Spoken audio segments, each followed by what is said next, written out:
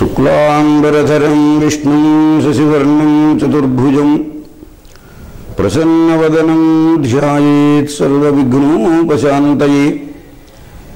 गुरुर्ब्रह्मा गुरुर्विष्णुः गुरुर्देवो महेश्वरः गुरुः साक्षात् परं ब्रह्म तस्मै श्रीगुरवे नमः।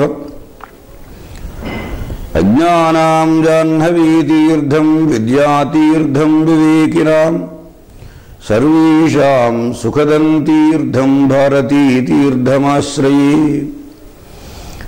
वन्दे शम्भुमुमापतिं सुरगुरुं वन्दे जगत्कारणं वन्दे पन्नगभूषणं मृगधरं वन्दे पशूनां पतिं वन्दे सूर्यशशाङ्कवह्निनयनं वन्दे मुकुन्दप्रियं वन्दे भक्तजनाश्रयं च वरदं वन्दे शिवं शङ्करं। शङ्करस्य चरितं कथामृतं चन्द्रशेखरगुणानुकीर्तनं नीलकण्ठा तव पादसेवनं सम्भवन्तु मम जन्मजन्मनि। जन्तूनां नरजन्म दुर्लभम्। స్వేదజ ఉద్భిజ్జ జరాయుజ అండజాత్మకమైనటువంటి ప్రాణికోటిలో చరాచరాత్మకమైన చతుర్విధమైనటువంటి 84 లక్షల జీవరాశుల్లో ఉత్తమమైన జన్మ మానవ జన్మ. పూర్వజన్మ సుకృత విశేషం చేత ఈ మానవ జన్మ లభిస్తుంది. మానవుడుగా జన్మించినటువంటి వాడు మానవత్వంతో జీవనం చేసి ఈశ్వరారాధన చేసి పరమేశ్వరుని అనుగ్రహాన్ని సంపాదించుకోవడం ద్వారా తనదైనటువంటి స్వస్వరూపానుసంధానం చేసుకుని మోక్షాన్ని సంపాదించడానికి మార్గం ఏర్పడుతుంది. అటువంటి మార్గములలో భగవదుపాసనం 2 రకాలుగా చెప్పబడింది. ఒకటి కాలరూపోపాసనము, రెండవది దేశరూపోపాసనం. దేశరూపోపాసనం అంటే వివిధములైనటువంటి క్షేత్రముల యందు ఆయా రూపములలో వెలిసినటువంటి భగవానుణ్ణి ఆరాధన చేసే విధానం ఏదైతే ఉందో ఇది దేశరూప భగవదుపాసనం అంటారు. కాలంలో అంటే ఏది యోగ్యమైన కాలమో ఆ కాలంలో ఏ దేవత పూజ చేస్తే ఉత్తమమైన సత్ఫలితాలను ఇస్తుందో దాన్ని తెలియచెప్పడం కాలరూప భగవదుపాసనలో ప్రధానమైన మార్గం. మనకు ప్రభవాది సంవత్సరములు 60 సంవత్సరములు వస్తాయి. క్షయనామ సంవత్సరంతో 60 పడి పూర్తి కాగానే మళ్ళీ తిరిగి ప్రభవనామ సంవత్సరంతో ప్రారంభమవుతుంది. కాలరూపోపాసనల్లో విశేషం ఏమిటంటే భగవంతుడు సంవత్సరాల రూపంలో, అలాగనే అయనాల రూపంలో, మాసాల రూపంలో, పక్షాల రూపంలో, తిథుల రూపంలో భగవంతుడు వివిధములైనటువంటి పేర్లతో విరాజిల్లుతూ ఉంటాడు. అలా విరాజిల్లుతూ ఉన్నటువంటి భగవంతుణ్ణి ప్రభవాది సంవత్సరములలో ఒక్కొక్క పేరుతో పిలుస్తారు. అలాగనే మాసములకు అధిపతులుగా ఒక్కొక్కరిని పిలుస్తారు, తిథులకు అధిపతులుగా ఒక్కొక్కరిని పిలుస్తారు, నక్షత్రములకు అధిపతులుగా ఒక్కొక్క దేవతను ఏర్పరచడం జరుగుతుంది. అటువంటి వాటిలో తిథులలో వహ్నిస్రష్టు హిమాద్రియా గజపతి సర్ప కుమారోరవి ఇలా క్రమంగా చెబుతూ చతుర్దశి నాటికి కలిపురుషుణ్ణి అధిపతిగా చెప్పారు. కలిదోషములను దూరం చేసుకొని పరమేశ్వరుని యొక్క అనుగ్రహం సంపాదించాలంటే శివారాధనం చాలా ముఖ్యమని. మనకు ప్రతి మాసంలోనూ 2 పక్షాలు వస్తాయి. ఒకటి శుక్లపక్షము, రెండవది కృష్ణపక్షం. పూర్ణిమకు ముందు వచ్చేటువంటిది పూర్ణిమాంతమైనది శుక్లపక్షమైతే అమావాస్యకు ముందు వచ్చేది అమావాస్యాంతంగా ఏర్పడేది కృష్ణపక్షం. చైత్రం మొదలుకొని ఫాల్గుణ మాసం వరకు 12 మాసాలలో ప్రతి మాసంలో వచ్చేటువంటి అమావాస్య ముందు చతుర్దశి తిథి మహాశివరాత్రి మాస శివరాత్రిగా పరిగణింపబడింది. ఈ మాసమునందు వచ్చే శివరాత్రి గనక మాస శివరాత్రి అని. అసలు శివశబ్దమునకు అర్థము మంగళము, శుభము అని అర్థం. మంగళమును కలిగించేటువంటి వాడు కాబట్టి ఆయనకు శివుడు అని అర్థం. శుభమును కోరి పరమేశ్వరుణ్ణి ఆరాధన చేస్తాం కనుక ఈ రాత్రికి మాస శివరాత్రి అనేటువంటి పేరు ఏర్పడింది. విశేషించి మాఘమాసంలో ఏర్పడేటువంటి శివరాత్రికి మహాశివరాత్రి అనేటువంటిది కూడా ఏర్పడింది. ఈ శివరాత్రి పర్వదినమునందు క్షేత్రములలో ఆరాధన చేస్తే ఒక పద్ధతి, దేవాలయములలో ఆరాధన చేస్తే ఒక పద్ధతి, మన ఇంటిలో ఆరాధన చేస్తే ఒక రకమైన పద్ధతి. వాటిని అనుసరించి ఆ ఈశ్వరుని అనుగ్రహాన్ని సంపాదించుకోవడానికి వీలుగా మన వాళ్ళు అనేక రకములైనటువంటి సంప్రదాయ విధులను ఏర్పరచడం జరిగింది. అలా ఏర్పరిచిన వాటిలో మహాశివరాత్రి పర్వదినమునందు జాగరణం అనేటువంటిది చాలా ముఖ్యం, యామ పూజ అనేటువంటిది చాలా ముఖ్యం, లింగ పూజ అనేటువంటిది చాలా ముఖ్యం. లింగ పూజ అంటే పార్థివలింగంతో అర్చన చేస్తే అనేకమైనటువంటి సత్ఫలాలు కలుగుతాయి. ముఖ్యంగా కలియుగంలో, ద్వాపర యుగంలో పాదరసపు లింగంతో అభిషేకం చేయమని, కలియుగంలో మృణ్మయమైనటువంటి లింగంతో అభిషేకం చేయమని శాస్త్రము విధిని నిర్వహిస్తున్నది. అలాగనే ఈ మహాశివరాత్రి పర్వదినం రోజున జాగరణం చేయడం అనేటువంటిది ఒక విశేషం ఉన్నది. జాగరణం అనగానే నిద్ర మేలుకోవడం అనేది సామాన్యంగా లోకల్లో చెప్పుకునేటువంటి అర్థం.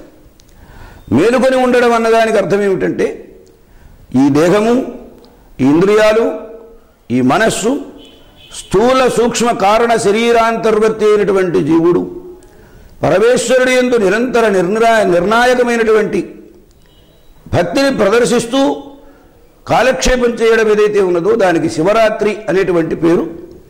దానికే జాగరణం అని కూడా అంటారు. ఈ జాగరణమునందు యామ పూజ చాలా ప్రధానమైనటువంటిది. 6 గంటలకు ఒకటి, 9 గంటలకు ఒకటి, 12 గంటలకు ఒకటి, తెల్లవారుజామున 3 గంటలకు ఒకటి, 4 జాముల ప్రారంభ కాలంలో చేసేటువంటి శివలింగ అభిషేక అర్చనా విధులు ఏవైతే ఉన్నాయో వాటిని ఆచరించడం అనేటువంటిది చాలా ప్రశస్తమైనటువంటిదిగా పెద్దలు సంప్రదాయంలో మనకు నిర్ణయించి చెప్పారు. చేతులారంగ శివుని పూజింపడేరి, నోరు నొవ్వంగ హరికీర్తినుడుబడేరి, దయయు సత్యంబు లోనుగాదలపడేరి, కలుగనేటికి తల్లుల కడుపు చేటు అని శ్రీమద్భాగవతంలో పోతన గారు చెప్తారు. అలాగనే శంకర భగవత్పాదుల వారు శివ శివేతి శివేతి శివేతివా, భవ భవేతి భవేతి భవేతివా, హర హరేతి హరేతి హరేతివా, భజమన శివమేవ నిరంతరం అని చెబుతారు. నిరంతరము శివ శివ శివ అని కానీ, భవ భవ భవ అని కానీ, హర హర హర హర అని కానీ ఆ పరమేశ్వరుణ్ణి నోరారా ఉచ్చరించవలసింది సుమా అని శంకర భగవత్పాదుల వారి ఆదేశం. ఆ ప్రకారంగా ఈ మహాశివరాత్రి పర్వదినంలో మాఘమాసంలో వచ్చేటువంటి బహుళ చతుర్దశి రోజున చక్కగా ఈశ్వరుణ్ణి హృదయమునందు నిలుపుకొని మనపూర్వకంగా అర్చన చేయాలి. ఈ అర్చనంతో ముందు అభిషేకం చాలా ప్రశస్తమైనది. దానికి వైదికమైన విధానంలో మహన్యాసపూర్వక ఏకరుద్రాభిషేకమని, మహన్యాసపూర్వక ఏకాదశ రుద్రాభిషేకమని, నమక చమకములతో సహా చేసేటువంటి అభిషేక విధి ఒకటి. ప్రతియామంలోనూ దీనిని అర్చించి ఆరాధన చేస్తే ఈశ్వరానుగ్రహం సత్వరంగా కలుగుతుంది. ఇక మామూలుగా సామాన్యులైనటువంటి వారందరూ శివ సన్నిధానంలో శివుణ్ణి దర్శిస్తూ భజనలను చేస్తే విధం సాంబ సదాశివ సాంబ సదాశివ సాంబ సదాశివ సాంబ శివ, శంకర శివ శంకర శివ, శంభో మహాదేవ శంకర శివ అని ఆ సదాశివుని యొక్క, సాంబుని యొక్క, అంటే సాంబ శబ్దమునకు అర్థం అంబయా సహిత సాంబ, అమ్మవారితో కూడినటువంటి అర్ధనారీశ్వర స్వరూపుణ్ణి భావనం చేస్తూ ఆరాధన చేయడం. ఇంకొక విశేషం ఏమిటంటే అసలు లింగ శబ్దమునకు చిహ్నము అని అర్థం. మనం శివాలయంలో ఎక్కడ చూసినా లింగాకారంలోనే మనకు కనబడతాడు కానీ ప్రత్యేకంగా అవయవాలతో పరమేశ్వరుడి దర్శనం మనకు ఎక్కడ ఏ ఆలయంలో కనపడదు. లింగము ఒక చిహ్నముగా చెప్పబడింది. లింగ శబ్దమునకు అర్థము చిహ్నము అని. దేనికి చిహ్నం ఇది అంటే మనకు గ్రంథాలన్నీ బాగా తిరగేసినా మనకు తోచేటువంటి భావన ఒకే ఒక్కటి, భగవంతుడు సగుణస్వరూపుడని నిర్గుణస్వరూపుడని నిర్ణయం చెప్పారు. సగుణస్వరూపుడంటే సత్వరజస్తమో గుణములకు లోబడినటువంటి ప్రపంచంలో ప్రపంచమునకు ప్రీతి కలిగించేటువంటి ఒక సుందరమైన స్వరూపం. అది బహురూపాలలో ఉంటుంది. ఈ రూపాన్ని కొంతమంది అమ్మవారంటారు, కొంతమంది అయ్యవారంటారు. విష్ణు అంటారు, ఆంజనేయ స్వామి అంటారు. ఇలా వివిధములైన పేర్లతో సగుణ బ్రహ్మస్వరూపాన్ని పిలుస్తారు.